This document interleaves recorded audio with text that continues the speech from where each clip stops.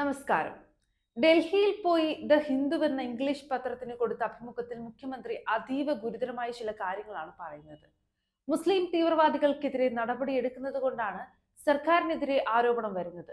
5 വർഷത്തിനിടെ 150 കിലോ സ്വർണവും 123 കോടി ഹവാല പണവും മലപ്പുറത്ത് നിന്ന് പിടികൂടി. ദേശവിരുദ്ധ പ്രവർത്തനങ്ങൾക്കുള്ള പണമായിരുന്നു അത്. സർക്കാരിന്റെ ഈ നടപടികളോടുള്ള തീവ്രവാദ ശക്തികളുടെ പ്രതികരണമാണ് ഇപ്പോൾ ഉയരുന്ന ഈ ആരോപണം. അപ്പോൾ കുറച്ച് കാര്യങ്ങൾ കൂടി മനസ്സിലാക്കിക്കൊള്ളി.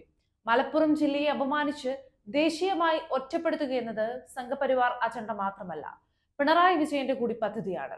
അക്കാര്യം ഡൽഹിയിൽ പോയി ഇംഗ്ലീഷ് പത്രത്തോട് പറഞ്ഞത് മലപ്പുറത്തിന്റെ തീവ്രവാദ ചരിത്രം ഇന്ത്യ മുഴുവൻ പ്രചരിപ്പിക്കാനാണ്. അൻവർ അത്തരമൊരു തീവ്രവാദ ശക്തികളുടെ ഉപകരണമാണെന്ന് കൂടി പിണറായി പറയുന്നുമുണ്ട്. രാവിലെയും വൈകിട്ടും രാത്രിയും ഇസ്ലാമോഫോബിയ കച്ചവടം ചെയ്യുന്ന രാഷ്ട്രീയ മുതലാളി സംഘപരിവാർ സഹയാത്രികനുമാണ് വിജയനെന്ന് ഇനി സംശയമേ ആവശ്യമില്ലാത്ത കാര്യമാണ്.